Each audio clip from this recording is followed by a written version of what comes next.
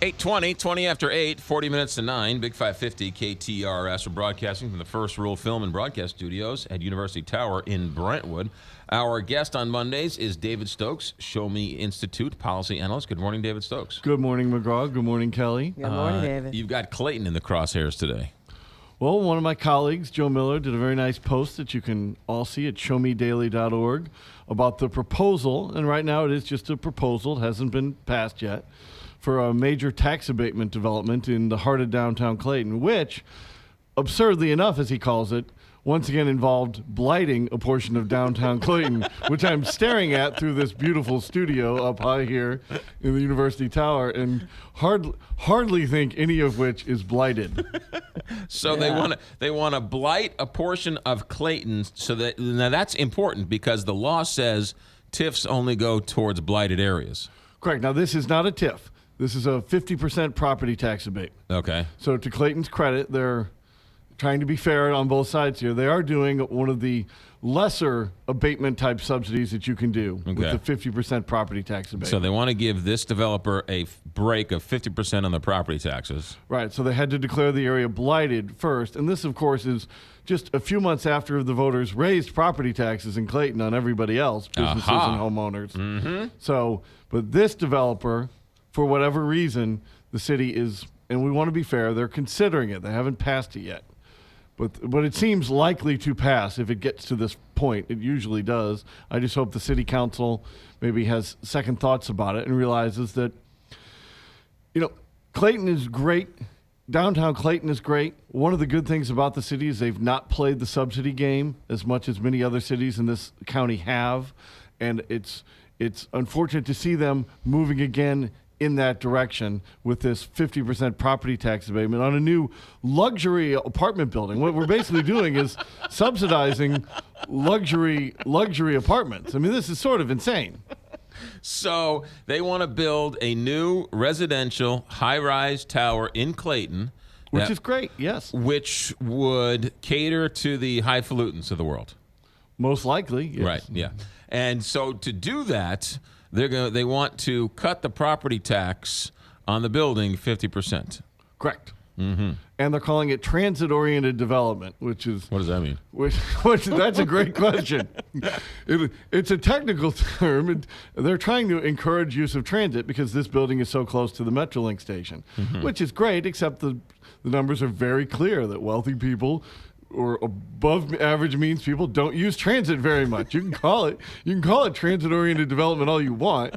The people who live there are mostly not going to use transit. So wait a minute, they're building a high-rise building next to the Metrolink and saying our people, we need the incentive because these people will use the Metrolink more. Right. It's as the blog post at Show Me Daily explains, it's enough that we subsidize Metrolink and light rail and transit so much, and there's certainly an argument in favor of subsidizing that. But do we have to subsidize the luxury apartments near it? I mean, is that the next step? Well, how are the maids and the cooks going to get to the apartment complex so they can cook and clean for the rich people? Well, you ask a very good question there.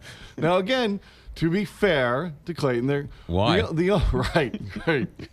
The only real legal implication of calling it transit-oriented development is it's part of this charade to allow them to reduce the parking requirement for the condo development, which is also silly because a lot of these developments have these insane parking requirements, as if developers don't have an incentive to provide parking for people who want to buy their units. Right.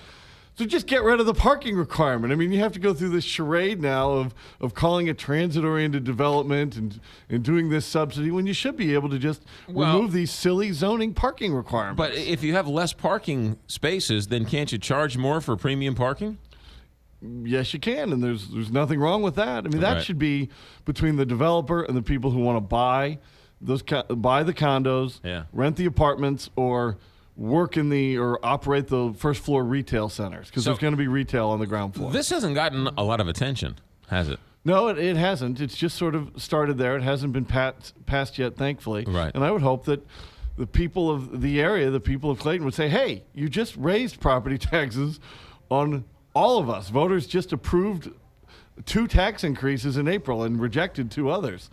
Instead of giving one developer a property tax break worth a few $100,000 a year. Right. Why don't you lower the rate on a half a cent or something small on the rest of us? Do we know how much money this equals out to, this cutting the property tax in half? I believe, and I'm not 100% on this, I believe it'll be about a $300,000 a year property tax abatement. So that's what it'll save it. And the city will, again, to be fair, earn more with the 50% abatement. They'll still earn more than they're getting now. Right. From that site. Right. And also, but $300,000 to you and me, that's a lot of money. But to somebody building a multi-million-dollar high-rise residential condo building, it doesn't seem like that's a make or break to build the building. It doesn't seem like that. And if property taxes are too high in Clayton for them to get this development, then they should lower them for everybody and to save this, including this developer, to say, look, if we can give away $300,000 here, and I believe that's the approximate number, well, then let's lower the rate a penny or so across the board for everybody. And that's just the harm of this game, be it through TIF or transportation development districts, or in this case, a 50% property tax abatement. It's still city officials and politicians trying to plan out an economy instead of letting markets and investors and entrepreneurs make these decisions. And the economic evidence shows that in the long run, it doesn't work. Are these rentals, or are they going to be condos where they're purchased? I believe they're going to be condos, but some of these developments might have a little bit of both. Right. But I believe they're condos. Are they going to cut the property tax of the condos 50% too?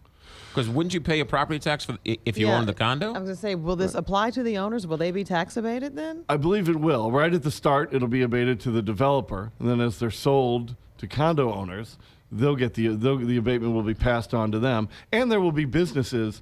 The developers will still own the building because it's not all condos. The first floor is retail shopping, and that'll be great in producing sales taxes for the city of Clayton. But again, why they think this development now needs this 50% property tax because I guarantee you that now the next major development in Clayton is going to demand the same thing, and the businesses who've been in the heart of Clayton there, paying the special business district property tax at 100%, they're going to start asking, where's ours? You're raising our taxes, and these newcomers are getting the discount, and that's one of I think the moral issues with these types of subsidies and abatements. And the vote is tomorrow night.